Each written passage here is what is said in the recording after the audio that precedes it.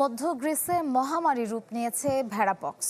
খামারে খামারে ব্যাপক হারে ছড়িয়ে পড়ছে এই সংক্রামক রোগ। পশু শূন্য হয়ে পড়েছে দুধ ও বিখ্যাত পনির উৎপাদনকারী খামার।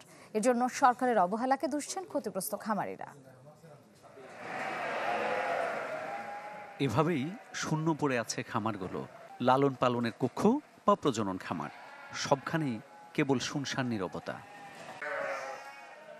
এই চিত্র মধ্য গ্রিসের কৃষি প্রাণকেন্দ্র থেসালি অঞ্চলের।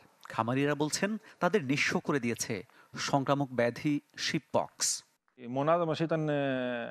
আমাদের 900-র বেশি পশু ছিল। মাসে মিলত 300 থেকে 350 টন দুধ। বিক্রি করে আয় হতো €1,00,000।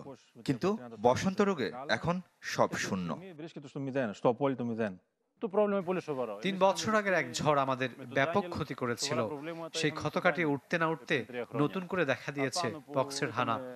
রাতে আমার ঘুম আসে না। প্রতিদিন ভোর হলে খামারে কি দেখতে পাবো সেই আতঙ্কে থাকি।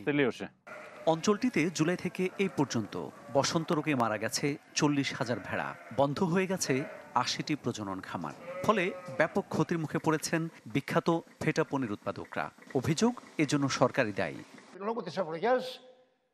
আজ আমরা যেসব পদক্ষেপ নিয়ে আলোচনা করছি সেগুলো 4 বা 5 মাস আগে নেওয়া উচিত ছিল, তবেই বিস্তার ঠেকানো যেত। কৃষি মন্ত্রণালয় এবং রাষ্ট্রীয় প্রতিষ্ঠানের অবহেলা এই কঠিন পরিস্থিতির মুখে ঠেলে দিয়েছে আমাদের।